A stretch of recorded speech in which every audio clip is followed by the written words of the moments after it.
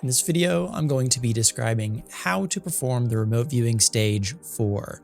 And if you haven't seen my previous videos leading up to this, stages 1 through 3, definitely check those out. I'll link the playlist below. You will need to have gone through those videos first before you watch this one, so make sure to do that.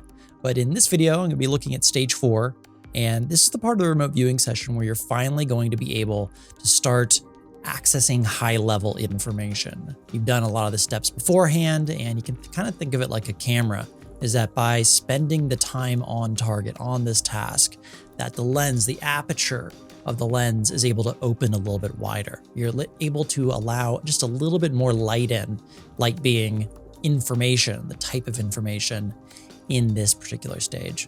So you can get much higher level information than just sensory data, such as colors, textures, things like that, sounds, dimensions. You're able to get high-level nouns. It's finally the place where you can actually access this data, and it's allowed in the session.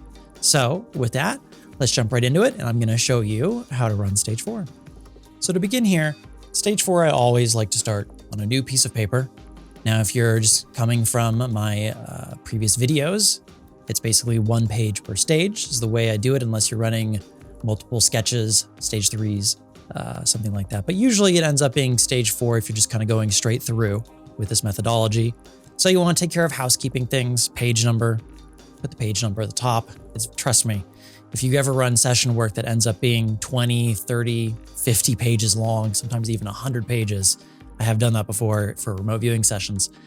These page numbers are helpful. So just get that really ingrained in your head. It's very helpful. Second part, before we get into the how to run it, is the actual formatting that you actually want to do on the page before you dive in. And just like before, instead of stage 3, we'll just write S4 at the top of the page. And stage 4 is made up of a number of columns.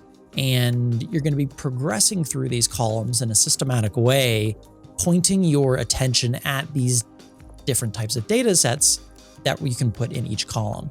But you have to put these columns on the page first because you can use them as prompts. And so what does that look like? What does that mean? Well, let me show you. We put the columns, we create them, just a little template every time we run this stage along the top of the page. Certainly there are different viewers out there that have made their own personal adjustments to what these columns are.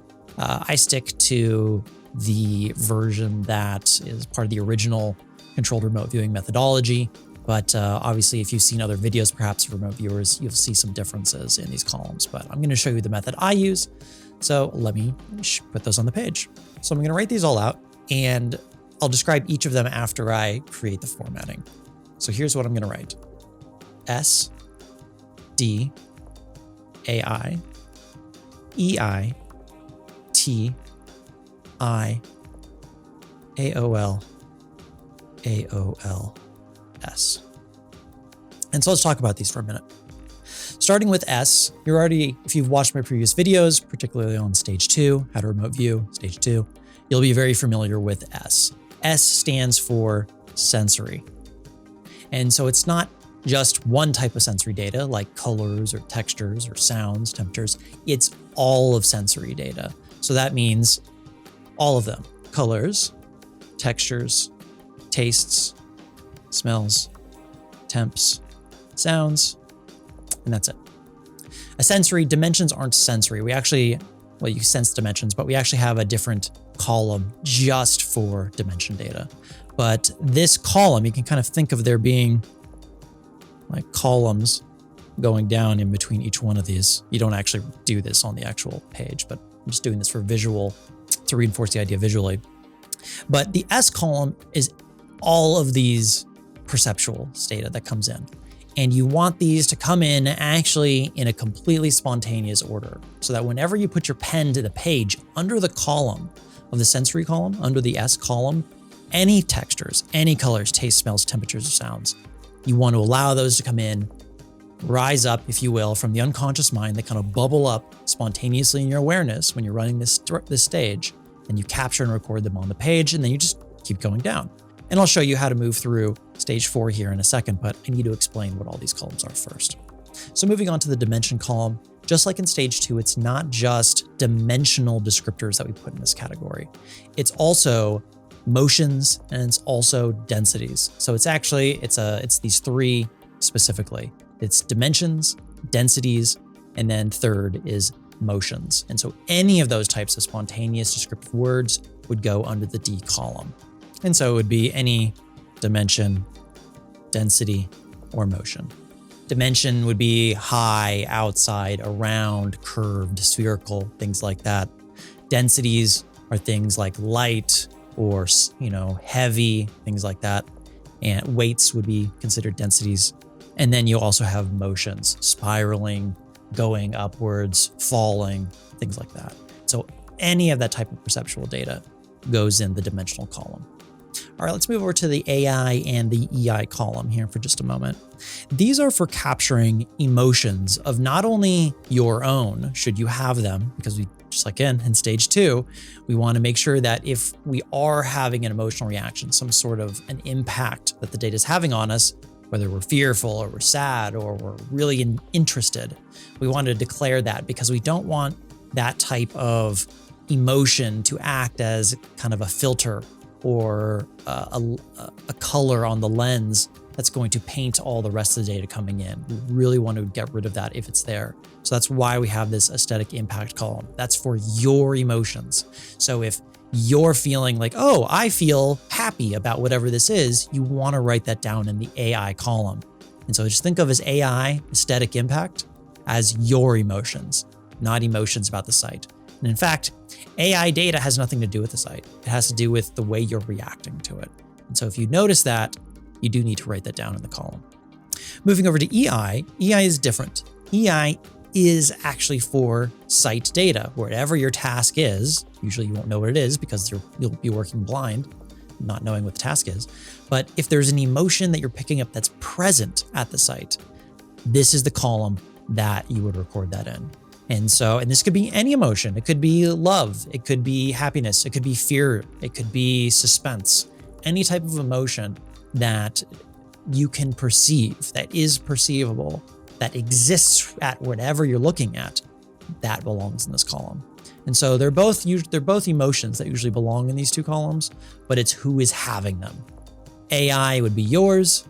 EI is theirs. EI stands for emotional impact. And those are the emotions that are impacting you from the site. All right, let's shift over now to the T and the I column. And these, to be honest, if I had a favorite part of remote viewing session, these would probably be my favorite part, simply because now we're in the tangible and the intangible column. So T stands for tangibles and the I stands for intangibles. Well, why are these my two favorite columns?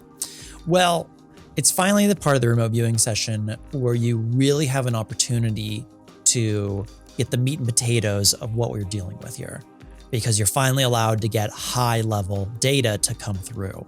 And this is a column where, if appropriate, you can pick up much higher level descriptive data, like it's a structure, like it's a man-made structure, like it's a building, like it's a residence, things like this. They're still descriptive in nature. Remote viewing, I mentioned this in one of my other videos, is much more of a skill about describing and not naming something. We're not trying to say it's a red sports car. What we're trying to say is maybe it's a red man-made structure that's moving fast and there's circles, things like that. It's describing something without naming it.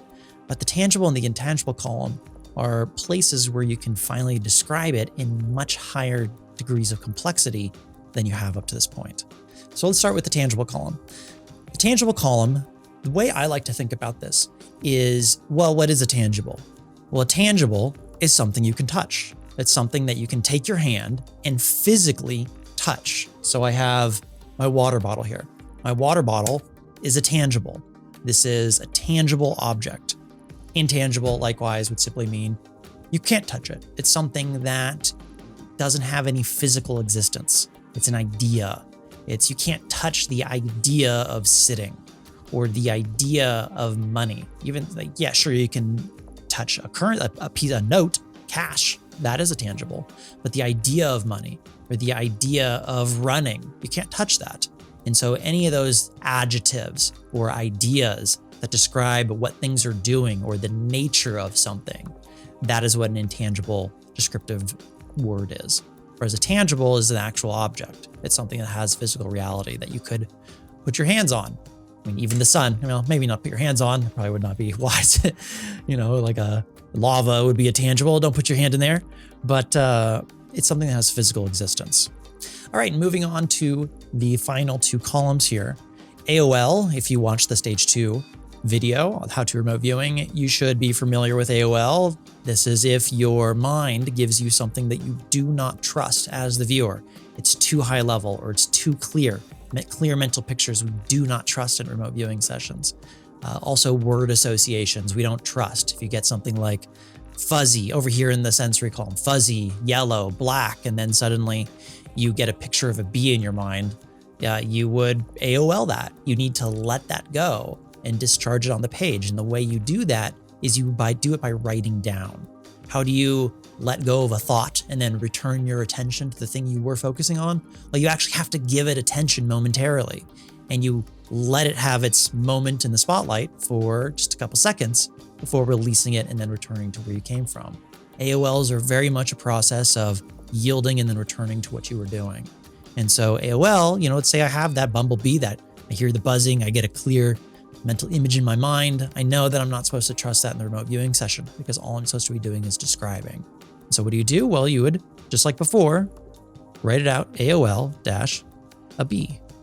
And I like to, just like again before, it's a symbolic gesture just to myself that, hey, what I just wrote here is not part of what I'm considering session data. That's my own imagination. That's my own pattern matching system trying to understand what's going on in this remote viewing process. And so giving it the light, I'm objectifying it on the page. And then I also like to drop my pen for maybe 1 to 2 seconds, let it go, pick the pen back up. And when I pick that pen back up, it's like I'm setting an intention to myself and anchoring, okay, return to wherever I left off, but only give me data that I'm requesting about the site, which is data in these columns. And so anytime you have something come in that you don't trust, it's too clear or is a word association or just doesn't fit writing down, I'll talk about that later, write that in the AOL column, discharge it, return to where you left off. Now the final column here is what we refer to as AOLS.